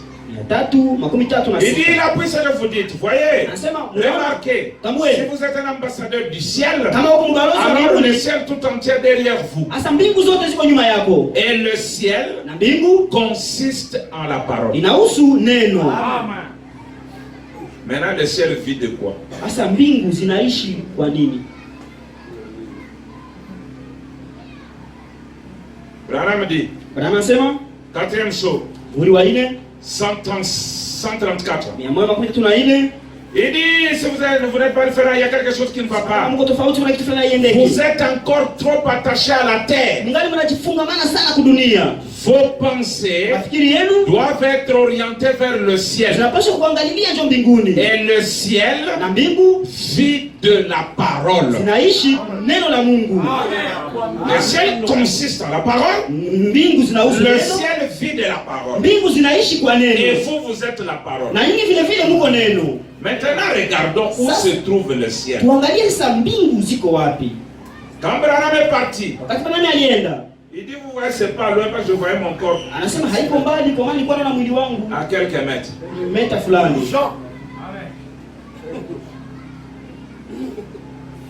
Maintenant, Sasa où se trouve le ciel? mbingu ziko wapi? Christ Kristo est révélé dans sa propre parole. afunuliwa ndani ya neno lake mwenyewe. Paragraphe 63. Kifungo ya 63. Ces choses doivent être bien définies. Hivi vitu vinapaswa chambuliwa vizuri. Un jour, Siku moja ils découvriront, 63, watagundua, ils 63 découvriront, watagundua qui ne considèrent pas une distance de 150 millions d'années-lumière non plus, kama haihusu metre ya mais ils se déplacent en formant un cercle. lakini azu zinatembea zikiunda mviringo. Exactement. Kweli kweli. Vous découvrirez, vous, Nyinyi mtagundua un de ces jours, moja ya zile siku, que lorsque vous allez au ciel, wakati mnaenda mbinguni, vous ne faites pas simplement vous envoler hamuruke tu hivi vers quelque part ailleurs, kuendea nafasi fulani kule juu, mais vous êtes encore ici. lakini mungali tu hapa Seulement tu dans une autre dimension kiwango plus kingine rapide que celle-ci. ya haraka sana zidi hapa. Maintenant, ces photos dans les voies que vous mettez les gens en ligne en train de Ile monter, mapicha kuja kunatia watu mstari wako wanapanda, c'est pour aller où? ili mwende wapi? Même Élie, Hata Elia quand Élie était enlevé, wakati Elia alinyakuliwa, son corps était resté. mwili wake ulibakiaka.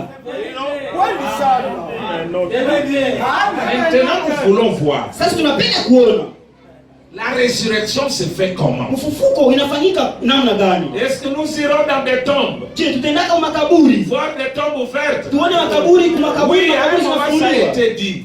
Namna gani isemeka? Même si nous voulons évangéliser, Hata kama tunapenda tutembeze injili, nous allons les dire, frère, tutaisema ndugu, faites vite. mfanye Après haraka. ce jour, Moja ya zile vous siku verrez les tombes ouvertes. mtaona makaburi Vous allez zinafunguka, rater. mtakosa Vous mbingu. n'en plus. Watu watalia. Qui veut croire au Seigneur Jésus? Na napenda kuamini Bwana Nous mimi. les baptisons. Tunambatiza. Mais quand il vient ici, Lakini wakati anakuja hapa, un jour il entendra. siku moja atasikia La résurrection ufufuko. ne se passe pas comme vous le pensez. Haipitikani kisi mnaiwazia. Vous ne ressusciterez jamais dans ce corps. Hautafufuka kama na ile mwili. Si vous ressuscitez dans ce corps, Ukifufuka na ile mwili, vous allez encore mourir. utakufa tena. Amen. Je le crois. Ndugu, Allez au deuil. mwende kukilio. Dormez au deuil. Ulale tu kukilio. Qu'un voyou crie seulement. Mzazi mmoja anafufuka. Kila mtu atakimbia. J'ai déjà vécu ça. Mimi nishakaishi J'ai vu hivi. des vieilles personnes courir plus que moi. Niliona wazee watu wanakimbia kunishinda mimi En kijana. ce temps-là, Mwa ile wakati. toi si tu vois ton grand-père qui était décédé ici, Sasa wewe tati yako mwenye alikufa. c'est pas comme ça. Haiko Et vile. Branham parle. Na Branham Et aseme. Branham parle. Aseme. Ce corps, Hii mwili c'est le péché. ni dhambi. Nous ne serons jamais dans ce corps ici. Hatutakuwa kama na ile mwili kamwe. Jamais. Kamwe. Il y a un nouveau corps Kuna mwili mpya préparé par Dieu. ikitayarishiwa na Mungu. Et je vais vous montrer ce soir Na nitaonyesha jioni. que même votre corps glorifié, vous ne l'attendez pas. Hata ile mwili mtukufu mwingojee. Amen. Le problème maintenant, c'est un problème d'utilisation. Vous ne pouvez pas utiliser. Shida ni kutumikisha. Hawezi kutumikisha Tant mwili. que celui-ci n'est pas tombé. Hawezi kutumikisha mwili wakati wote hii haiyakufa. Mais ceux-là qui ont déjà fait tomber ce corps, Wao walishaangusha hii mwili. ils ne sont même pas dans la théophanie. Ils sont déjà dans leur corps glorifié. Mwili yao tukufu. Maintenant, Sasa vous dites nous ne le voyons pas. C'est normal, on l'a dit hier. hatuwaone. Ndio, tulisema jana. Kuna viwango saba. Le temps, la lumière, Wakati la nuru, matière. vyombo Ce sont les dimensions inférieures. ni viwango vya chini. Après les ondes, Kisha masauti après la fulani. région des perdus. Kisha nafasi ya watu La région des waliopotea. bienheureux. Kisha wale wanaishi vizuri. Ensuite les ciels, là où était Jésus. Kisha mbingu kule kwenye Yesu alikuwa hapa. Donc quand il vient, Sasa wakati on anakuja, a dit Jésus ramènera wanasema Yesu ataletaka avec lui naye ceux qui étaient morts. wale wenye walikuwa Il walikufa. les prend Nikisema na dans la wakamata 6e dimension. kiwango ya sita, Il descend avec eux sur la terre anashuka na kudunia vers frère Branham. kwa ndugu Branham. C'est ce qu'on a vu. Parce qu'il viendra premièrement. Alileta kuleta Vers toi. kwanza kwa Branham, Et tu nous présenteras. na kisha utatutaarifa Jésus kwa vient avec eux. Branham. Et Yesu là, alikuja nao. Branham dit Jésus. Branham anasema Yesu, Voilà. njoo Ces gens-là. wale watu Vous comprenez? naelewa. La terre Il principale. quitte la 6e dimension. Il n'y en a plus. Wanatoka mkiwango ya sita ikwake tena. On ne va plus là-bas. Hawaendi tena kule. On va faire quoi? Utenda fanya nini kule? Parce qu'on allait Kwa là-bas maana watu walikuwa en kule. attendant Kungojea. sa venue. Kungojea ujio Un wake. lieu de repos. Ni nafasi ya pumziko. Merci Jésus. Écoutez, Sikieni. eux nous voient. Hao wanatuonaka. Mais nous, on ne le voit pas. Lakini sisi hatuwaoni. Frère Branham l'a dit. Ndugu yangu Ils alisema sont là. wako Ils pale. nous entendent. Ils Wanatusikia. nous écoutent. Wanatusikia. Une fois là, ils tapent les mains. Asikwao wako pale hata mkono. Unajua aliona ile. Lui au moins, Yeye. il est dans les deux mondes. Yeye. Mais toi, Lakini wewe ton corps glorifié est là. mwili wako tukufu. Mais celui-ci t'empêche encore Lakini hii ingine inakuzuiza de jouir avec eux. ufurahi na ile mwili. Ils se réunissent avec nous Lakini maintenant. hao wanakusanyika na Partout sisi. où il y a la vraie parole, ils sont là.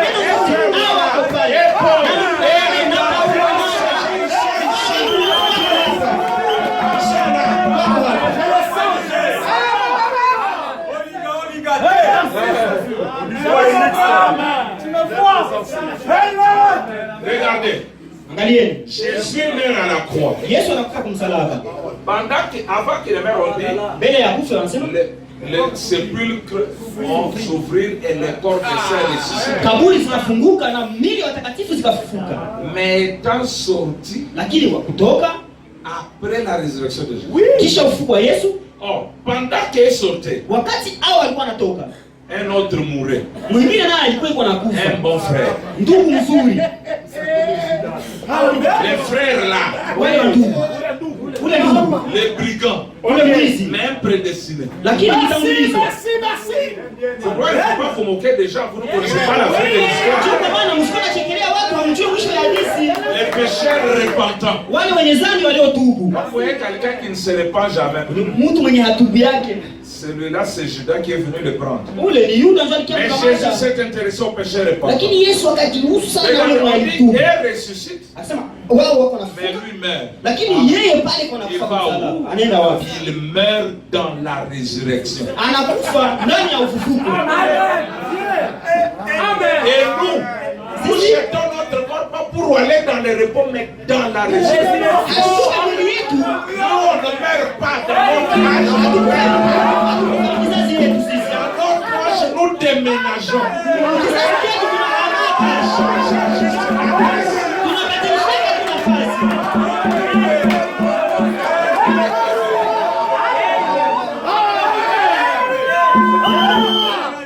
D'abord que je vous dise à propos de votre corps glorifié. Écoutez votre corps glorifié. Moi, gloire à Dieu, je ne verrai jamais la 6e dimension. Cette direct. Merci.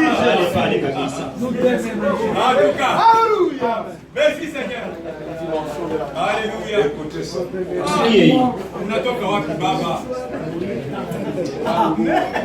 Amen. C'est pourquoi nous nous mourons avec joie. Pas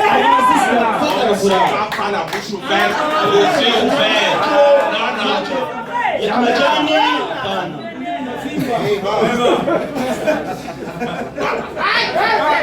Non. Non, si tu nous déranges, nous disons, mais pourquoi tu me déranges? Je vois Branham. Je vois Sarah. Je vois tel. C'est pourquoi? Bosson. Approuvé aux gens. Il est sorti. Les gens pensaient qu'il saluait dans les villes. Il touchait les mains des gens.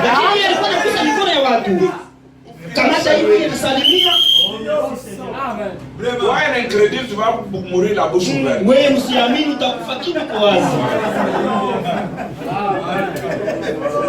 Je ne laisserai pas à la vache de manger, d'écouter l'évangile de Branham. Les orbites dehors. Bon, question-réponse du 3 janvier 54. Pensez-y un peu. Votre corps glorifié. Je risque d'oublier quelque chose d'important. Je lis ça. Parce que je n'ai plus que 20 minutes. Pensez un peu, votre corps glorifié est ici maintenant. Branham. Ou rien. Il dit, tout pensez un peu.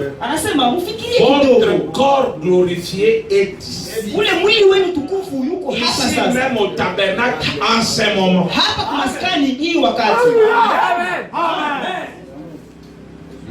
La présence du Saint-Esprit qui est votre état glorifié.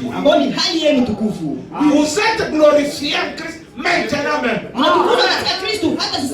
Ce qui l'a justifié, il les a glorifiés. Et votre propre corps glorifié est là, près de vous maintenant même, en Jésus-Christ, afin de vous donner une force. Comme quand on charge une batterie. Le Saint-Esprit est en vous. Il est là pour charger votre corps. Afin de vous donner une force nouvelle. De vous guérir de votre maladie. De vous rétablir. Amen. Tu ne peux pas être dans les deux au même moment. Que celui-ci tombe. Olinda. Celui qui pense que ce corps ne tombera pas, il est dans le.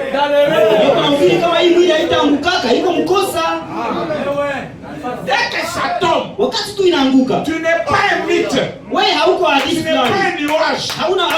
Tu es un véritable. Et tu vois ta dépouille là-bas. Les gens en train de pleurer, toi tu regrettes. Mais il pleure quoi? Moi je suis parfait. Frère, c'est du tic au tac. Celui-ci tombe, l'autre est réactivé. Regardez les gens qui ont le courant de la SNEL Mwangalie watu walioko na umeme wa et les SNEL. groupes automatiques. Je vois, vous en avez ici. Na ya groupe. Naweza mko nayo hapa. Ce n'est pas que quand le courant de la SNEL s'en va, Haiko kusema wakati umeme wa SNEL. c'est automatique.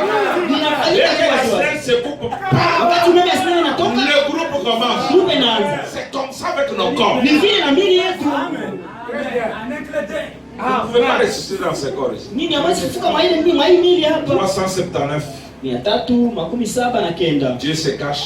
Mungu Il anajificha, se révèle dans anajifunua la simplicité. ndani ya upole. Si vous mourrez 1000 fois, Ukikufa mara 1000, si vous ressuscitez dans ce corps 1000 fois, ukifufuka mwa hii mwili vous mara allez 1000, mourir 1001 fois. utafufuka tena, utakufa tena mara 1000 na moja. Ressuscitez, vous mourrez. Unafufuka, Vous ressuscitez dans ce corps. unafufuka mwa hii mwili tena unakufa. Maintenant vous dites la votre théophanie, vous l'aurez quand? Sasa Mungu anasema hii teofania yenu mtakuwa nayo siku wakati gani? Ushakuwa nayo. De quoi Branham était grosse? Branham alikuwa anavimba na nini? Mimba gani? De la nuée. Wingu. Et la nuée, Na ile wingu c'est pas la nuée. haiko wingu. Ce sont les nuées. Azo. Amen. Dieu te bénisse. Mungu akubariki. Ce sont les nuées. On Azo ni il mawingu. vient avec les nuées. Anakuja na mawingu. Et si vous rentrez dans Frère Branham, Na mkirudia ndani ya la Branham, nuée, c'est ça le vrai vous. wingu ile wingu ndio wewe wa C'est kweli. ce que Satan n'a pas pu souiller. Ndio ile shetani hakuweza C'était kuchafua. retourné à Dieu. Ilirudia kwa Mungu. Et maintenant, en 63, Sasa mwaka wa 63 Christ a amené cela. Kristo akaleta hilo. Et Branham a avalé. Na Branham akameza. Et il était gros. Et la nuée. Mimba ya Et wingu. maintenant, il fait au Branham Tabernacle. Sasa nakuja kwa maskani ya Branham. Il dit pourquoi les choses sont-ils brisées? Anasema kwa nini mihuri inavunjwa? Il dit c'est pour appeler. Anasema nini Il dit ziite? peu importe où ils sont, Haizuru wapi kwenye wapo. ils répondront Amen, Amen. Watajibu amina Dans le amina. paradis, Mlo paradiso, dans les régions des ténèbres, ndani ya giza, dans l'eau, mumaji, dans les ventres des bêtes. ndani ya matumbo ya nyama. Chacun entend son propre nom. Kila mtu anasikia jina lake. Il reconnaît Atambua et le vrai lui, na ule yeye wa kweli. la nuée, Wingu s'incarne en lui. inavaa mwili yake. Vous entendez votre propre nom. Mungu anasikia jina yako mwenyewe. Vous pouvez le lire. Naweza kuisoma. Deuxième saut, 41-44. Muhuri wa pili 11 Qui était dans le saut? Ce sont les élus. Mungu anasema wanani walikuwa mihuri ni wale wachaguliwa. On lit ça. Tuisome. Merci Seigneur. L'ouverture des choses, c'est l'ouverture de Christ. Christ qui est qui Ndio kwa mihuri ndio kwa Kristo. Amen. Amen. Écoutez ça. Msikile. On va rapidement. Tunaenda haraka. Nous commençons au paragraphe, je prends seulement 44. Akamata tu Et 14. rappelez-vous, Kumbukeni, il n'a pas essayé de se faire communiste. hakujaribu kujifanya mkomunisti. Satan n'a pas fait ça. Shetani hakufanya ile. C'est un antichrist. Yeye ni mpinga Kristo. Tellement proche que Jésus a dit, Karibu kisi Yesu alisema, ça séduirait même les élus. nitadanganya hata wachaguliwa. Et eux, Ao qui? Les élus. wanani wachaguliwa. Et eux, Na ao ce sont ceux qui sont cachés dans le sceau. ni hao ni wao ndio wanajificha ndani ya mihuri. Dont les noms Ambao jina zao sont dans les livres depuis la fondation du monde. ziko mkitabu tangu misingi ya ulimwengu kuwekwa. Et dans Christ, le mystère de Dieu révélé. Ndani ya Kristo misingi ya Mungu inafunuliwa. Ndio nasema, Tous ceux qui sont dans le livre wote wako ndani ya kitabu. sont lui. Ni yeye. Parce que Kwa maana ce sont les croyants, ce sont les paroles du livre. wao ni maneno ya kitabu. C'est ça les vrais fous là. Kule ndio wewe wa kweli. Satan ne pouvait pas souiller. Shetani hakuweza C'est kuchafura. celui-là qui est venu dans la nuée Ndio yule mwalikia ndani ya pour wingu. prendre place Ili akamata nafasi en vous. ndani yako. Votre théophanie est avec vous. Na utafanyia yako wewe. Kwanza ndani yako. Merci. Bon. Écoutez, Merci Seigneur. Sikieni. on doit voir ces choses rapidement. Tunapaswa kuona hivi vitu kwa haraka. C'est beau. Nzuri sana. C'est beau. C'est bon. Tellement de tellement qui joue. Voilà. Simame kisha ulikuwa nasimama ile siku. C'est ça.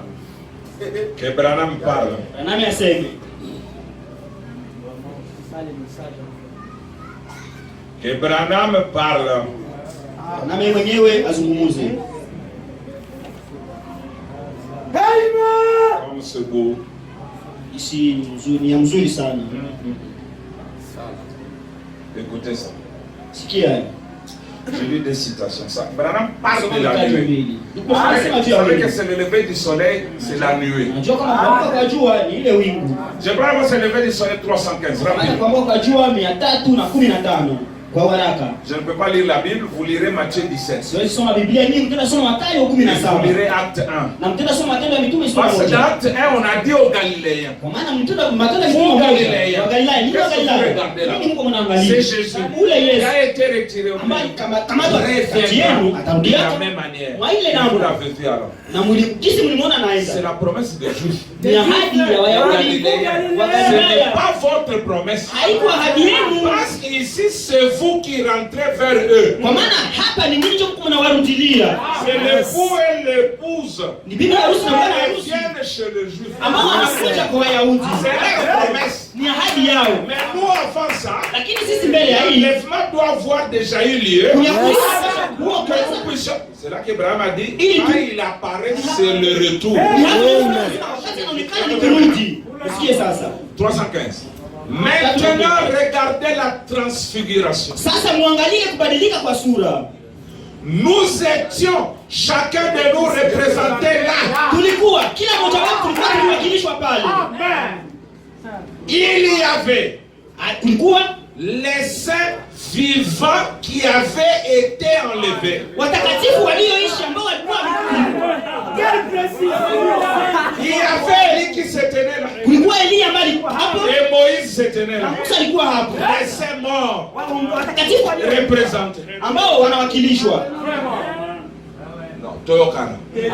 Il y avait les saints vivants qui avaient été enlevés. Si les morts ressuscités. Première évidence. Deuxième. Le sceau de Pâques. Prêché le 10 avril 65. 205, 206. Je cours vite derrière le temps. Considérez maintenant la transfiguration. Juste avant de terminer. Quand Branham parle, ce n'est pas l'enlèvement. Il va là-bas comme les saints enlevés. Maintenant, la transfiguration juste avant de terminer. La transfiguration. Écoutez, nous sommes tous représentés là dans la transfiguration.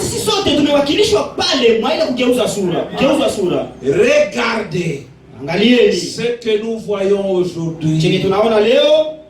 Remarquez là ce que nous voyons aujourd'hui. La puissance de la résurrection de Dieu.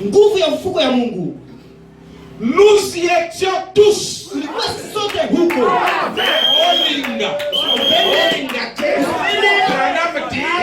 Nous y étions tous. Est-ce que ton corps peut aller là-bas?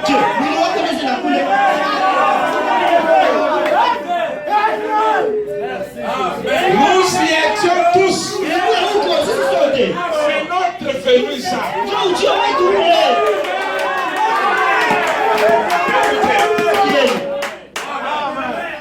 Il y avait les saints décédés représentés par Moïse. Il y avait la résurrection.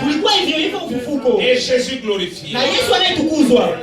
Écoutez, Moïse, Élie et Jésus, tous debout sur la montagne. Branham dit, les saints décédés, les saints enlevés et Jésus glorifié.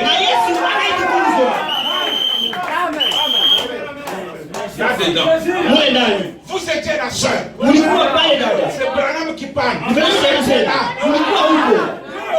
Vous dites que je n'étais pas né. Wewe unasema mimi nilikuwa Est-ce sijazaliwa? que c'est ton problème? Je, shida yako? Et ça nous importe. Je, inakuhusu?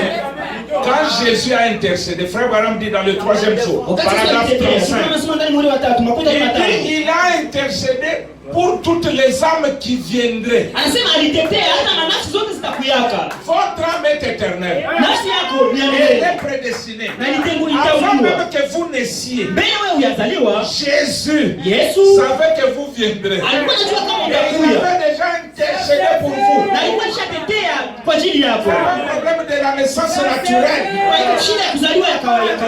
Moi j'ai aimé quand vous avez chanté. Kwa maana napenda wakati Quand il mwingine. parcourait les rues de Galilée. J'étais là. Mais maintenant, je suis manifesté.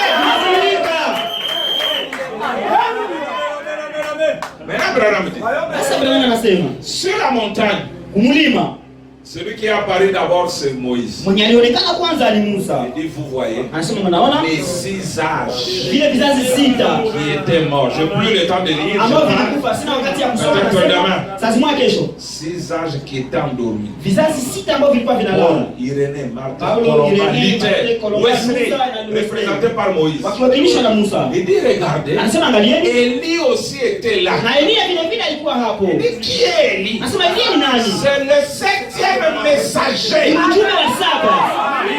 Lui et son groupe Anasema yeye na kundi yake ne passeront pas par la mort. hawatapitia kifo. Maintenant, Branham est mort. Sasa Branham alishakufa. Maintenant, qu'en est-il de ça? Sasa ina nini? Inahusu nini?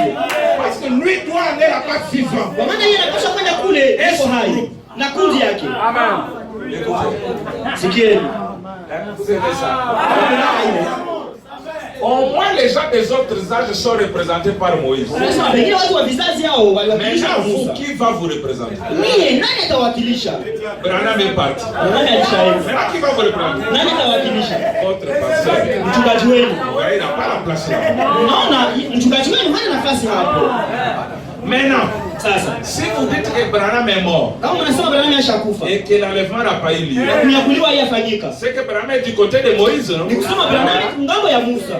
Or, Moïse ne représente que 6 âges. Japokuwa Musa anawakilisha vizazi sita tu. Pas 7. Hapana Je visaba. crois que tu es perdu. Unaona kama pale unapotea. Et puis faire de Branham Élie le vivant un Moïse, Na kisha kufanya Branham le Elia mettre aliishi. dans le groupe de Moïse, c'est un péché impardonnable. Mtendo na mkuzi ya Musa ni dhambi isiyosamehewa. Branham va ressusciter et puis il va faire. Celui qui ressuscite est un mort, pas un Mwenye vivant. anafufuka ni mwenye alikufa. Hapana mwenye Branham n'est pas hai. mort. Alikufa. Dans notre âge, Kizazi chetu nous ne dormons pas. sisi Nous ne mourrons pas. hatukufaki vile Nous vile. changeons juste. Shia tunabadilisha Nous sommes makao. vivants à jamais. Shia tuko tunaishi Nous sommes milele. vivants éternels. Tunaishi milele. Est-ce qu'il y a quelqu'un qui croit à la venue mais attend la résurrection ici? Je, kuna mtu mwenye anaamini ujio lakini anangoja Il y ufufuo? a le livre d'exposé là-bas. Nani mko na kitabu ya maelezo Je hapo? lis même ça. Nisome Il y a hata. le livre d'exposé. Kama kitabu cha ufufuo cha maelezo. Hein? Il a ça.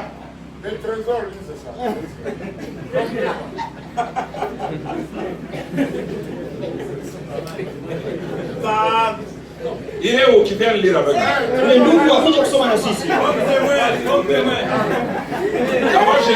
je lis pas, lui-même lit. Sasa mimi sitasoma ndugu Tresor yako. Exposé page 306 qui Maelezo karatasi oui, pour bien parler. aikamate yangu ili azungumze vizuri. C'est dans une période de grande difficulté que Jésus vient. Wakati ya shida kubwa sana ndio Yesu anakuja. Et sa venue est accompagnée d'une résurrection. Na ujio wake unasindikizwa na ufufuko. Beaucoup sortiront de la poussière. Un instant, vous n'avez pas saisi. Kushika vizuri. Vous avez dit qu'il y a des gens qui croient à la venue mais qui attendent. Unajua kama nimesema kuna watu Abraham wanafufuka dit- lakini wanangoja. Sa venue Ujio wake est accompagnée inasindikizwa. d'une résurrection. Inasindikizwa na ufufuko. Est-ce vrai? Je ni kweli? Et sa venue est accompagnée d'une résurrection. Na ujio wake unasindikizwa na ufufuko. Beaucoup sortiront de la poussière. Wote wengi wanatoka mu udongo. Ils ressusciteront pour être avec ceux qui sont encore vivants, watafufuka ili wawe na wale wenye wako hai, mais qui attendent son retour. lakini ambao wanangoja ujio wake. C'est pour lui. Mpigie ndugu mikono. Sa venue Ujio wake est accompagnée inasindikizwa d'une... na ufufuko. Et quand il vient, il va tout droit. Na wakati anakuja wanaendea Mungu. Merci. Page 306. Karatasi ya 306. Mon temps est arrivé. Wakati yangu inafika. Mais vous avez aimé. Lakini mpenda. Vous savez, le message est trop vaste. On Na ne peut ujumbe pas kwa le mrefu terminer. sana. Hawezi kuimaliza. Mais on donne des choses Lakini tunapana qui vitu donnent un déclic. ambavyo vinapana Et kusonga quand mbele. vous irez vous-même étudier, Na wakati mtaenda nyinyi kujifunza, vous allez comprendre encore mieux. utaelewa tena vizuri. Parce qu'un homme Kwa maana mtu ne peut pas vous faire comprendre la parole. hawezi kuelewesha C'est le mbele. Saint-Esprit lui-même, Ni Roho Mtakatifu yeye mwenyewe. l'enseignant intérieur, Mwalimu wa ndani qui va nous faire comprendre ambaye ça. kufanya tuelewe vizuri. En bref, je veux dire ce soir, Ukifunga nitasema hivi jioni ya leo, pour moi, kwangu mimi ça ne m'engage que moi. inanihusu mimi Si mwenyewe. Branham est parti, Kama Branham alienda et que toutes ces choses liées à lui na hivi vitu vyote vinafungamana naye, ne sont pas arrivées, havikufika, moi j'abandonne le message pour toujours. mimi nitaacha ujumbe milele. Je ne peux pas abandonner Siwezi kuacha parce que cela est réellement arrivé. kwa maana ile kitu kilifika kweli kweli. Alors que le Seigneur vous bénisse. Bwana awabariki sana. Tutaonana kesho. Voir l'impact du royaume Tukio ya ufalme dans nos vies. ndani ya maisha yetu. Merci.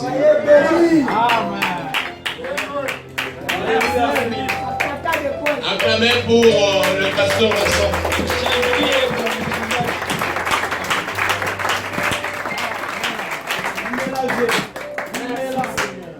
C'est clair, n'est-ce pas? Si vous ne croyez pas à ce que le frère Branham vient de dire, Kama muamini kwa ile ndiye ndugu Branham anamaliza kusema, uko na roho mbaya, vous avez un mauvais cœur, uko na wivu, il y a la jalousie, haupendi frère Branham. tu n'aimes pas Frère Branham. Ndio, kitu kiko mbaya sana. Quand l'ange était descendu Wakati malaika alishukaka pour ressusciter le corps du Seigneur ya Jésus-Christ, kufufua mwili wa Yesu Kristo,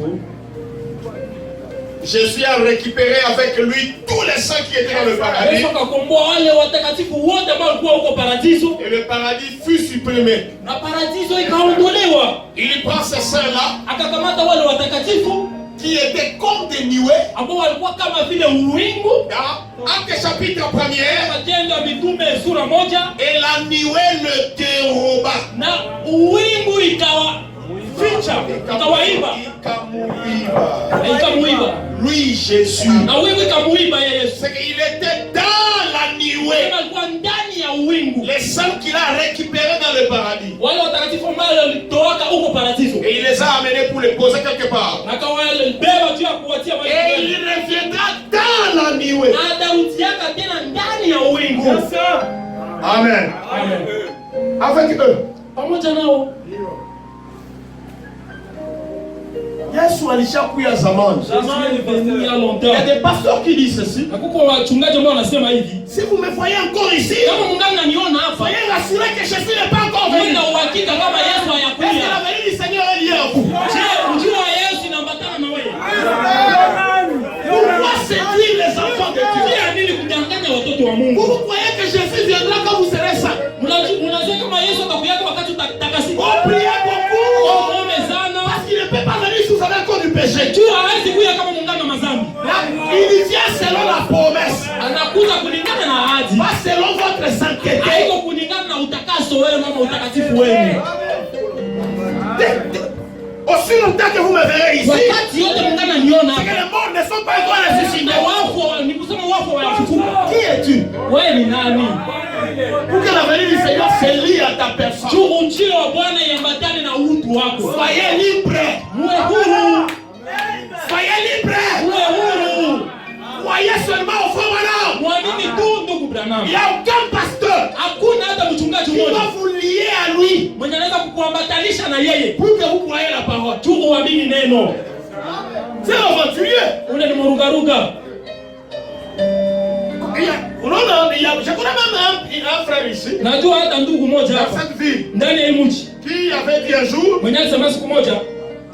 Mimi sitaaminiaka kama enlèvement ishafanyika. Moi je ne croirais jamais que l'enlèvement a déjà eu lieu. Kila wakati wote tunakuwa naona huu pastor Je wangu. suis en train de voir mon pasteur ici. Na utamuona na atakufa na Et wote ukija na enlèvement ishafanyika. l'enlèvement a déjà eu lieu. Iko kweli. Yes, sir. Na enlèvement ilifanyika na pastor wangu ya Ça a eu Zambia. lieu pendant que ton pasteur n'était pas encore mort. Parce que nous mourons dans la résurrection, n'est-ce pas? Tunakufaka ndani ya ufufuko, haiko hivyo. C'est merveilleux. Ajabu. Quand nous sommes en train de partir, Wakati tuko tunaenda, les autres elles sont déjà sortis. wengine wao waisha toka. Et vous direz où sont les corps? Na mtasema mimi siko wapi? Quand je suis ressuscité, Wakati Yesu alifufuka, les corps des saints étaient avec lui. amini ya watakatifu ilikuwa pamoja naye. Et aucun apôtre ne les a vus. Na hakuna hata mtume mmoja mwenye aliwaonaka. Quand il est entré dans la salle, Wakati aliingia ndani ya hiyo chumba, il s'était enfermé là-bas. akajifunga huko ndani. Jésus a pris du pain et Yesu du poisson. akapata mkate na samaki. Les Jacob, les Abraham Na étaient là. Yakobo na Ibrahimu wote walikuwa hapo. Donc, vous ne voulez pas les voir. Lakini wao Et hawakumpasha vous ne voulez pas qu'à la seconde venue, la même scène se passe. na mnapenda kwa ujio wa pili hiyo mchezo ifanyike. Ça va se passer aussi. Itapitika hivyo hivyo. Mettons-nous debout. Tusimame.